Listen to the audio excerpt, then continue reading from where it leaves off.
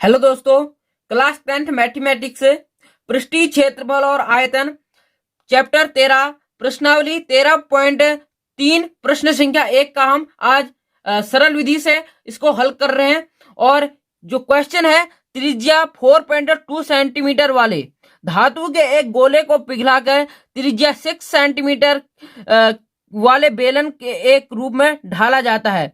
बेलन की ऊंचाई हमको ज्ञात करनी है। एक क्वेश्चन 2017, 18 और 21, 22 में लगातार बोर्ड एग्जाम में पूछा गया है, तो इसका चांसेस है कि 2023 में भी पूछा जा सके। तो चलिए हम इस प्रश्न को हल करते हैं। सबसे पहले हमको दिया गया है गोले की त्रिज्या। ये हमने मान लिया एक गोला है और इसकी त्रिज्या है 4.2 सेंटीमीटर और यहीं पर है बेलन। ये हमारा बेलन है और इसकी जो त्रिज्या है वो है 6 सेंटीमीटर। अब हमने इसको क्या करना है, इसको हमने देखना है कि गोले की त्रिज्या कितनी है। यहां पर हम लिखेंगे गोले की त्रिज्या, इसको हमने आर मान लिया है, स्मॉल आर हम इसको मान लेंगे। और इसकी जो त्रिज्या है वह है 4.2 सेंटीमीटर। वहीं पर बेलन की त्रिज्या, बेलन की त्रिज्या, अब इसको हम मान लेंगे कैपिटल आर, क्योंकि हमको यहां पर दो त्रिज्या दी गई है और उसको हमको अच्छी तरह समझ पाए, इसलिए हमने एक को कैपिटल ले लिया और इसको स्मॉल ले लिया। तो इसकी जो बेलन की त्रिज्या है वह है 6 सेंटीमीटर। तो अब हमको करना है कि हमने बेलन की जो ऊंचाई हमको दी नहीं की है। अब इसको करने के लिए हमको पहले बेलन की ऊंचाई हमको माननी पड़ेगी। कुछ भी माना बेलन की ऊंचाई यानी h, इसको हमने मान लिया h सेंटीमीटर। ठीक है, अब क्या करना है, जो गोले का आयतन है, अगर उसको हमने पिघला कर बेलन के रूप में ढाल देंगे तब भी वह उसका जो आयतन होगा वह उतना ही रहेगा। तब हम लिखेंगे बेलन का आयतन बराबर गोले का आयतन।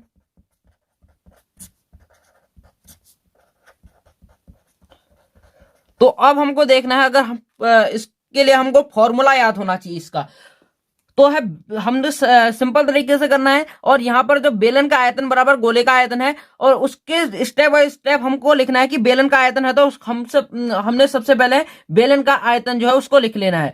वो होता है पाई आर स्क्वायर एच, और वहीं पर गोले का आयतन होता है 4/3 पाई आर क्यूब। तो यहां पर हमने अब करना है, इसको हमने अब रख देना है, जो हमको मान दिए गए हैं उसके हिसाब से अब हमको इसमें रख देना है। तो सबसे पहले हमको यहां देखना है कि जो बेलन के आयतन में भी पाई है और गोले के पाई जो फॉर्मूला है उसमें भी पाई हमको दिया गया है। तो सबसे पहले हमको करना है कि इसको कॉमन ले लेना है। ये दोनों है तो हमने इसको कॉमन ले लिया, तो इसको हमने अब नहीं लिखना है। तो अब है क्या बचा, आर स्क्वायर एच बराबर 4/3 आर क्यूब। अब हमको करना है यहां पर जो कैपिटल आर यानी बेलन की जो हमको त्रिज्या दी गई है वह है 6 सेंटीमीटर। और यहां पर जो एच हमको दिया गया है, एच हमने जो माना है तो उसको हमने एच ही लिख देना है, उसको अभी हमने कुछ नहीं करना है। और यहां पर है उसको ही लिख देना है 4/3। और हमको जो है गोले की, अब यहां पर हमने गोले की त्रिज्या लिख देनी है। गोले की त्रिज्या हमको दी गई है 4.2 सेंटीमीटर। अब क्या करना है, देखिए अब है 6 का हमको स्क्वायर लिखना है, यानी 6 का वर्ग 36 h, यहां पर वही लिखना है अब हमको इसका जो है क्यूब लिख देना है। इसका क्यूब होता है, यहां पर हम लिखेंगे स्टेप बाय स्टेप। अब देखना है 36H बराबर, उसको ही लिख देना है पहले हमने।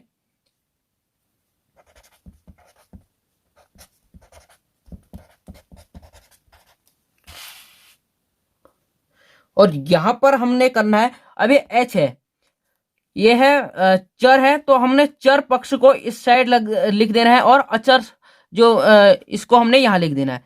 तो हो जाएगा हमारा, ए आ जाएगा, हमने यहां पर रख दिया तो ए आ जाएगा अपॉन में, तब होगा ये 4 है तो यह ऊपर चले जाएगा 4, और इनको हमने उसके स्टेप बाय स्टेप हमने यहां पर लिख देना है अपॉन, ये 3 है, 3 नीचे आ जाएगा, और जो हमारा 36 था वो हमने यहां पर मल्टीप्लाई में आ जाएगा, तो यहां पर आ जाएगा, यहां पर 36 में। अब यहां पर देखेंगे हम जो H है हमारा,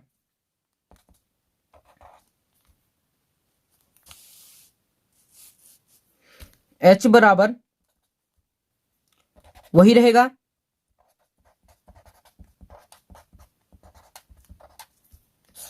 और यहां पर जो हो जाएगा 3.9, यहां पर जो हमारा यह ऊपर वाला वो हमने इस 36 से 4 को काट दिया है 9 बार, तो यहां पर हमारा आ जाएगा सीधे से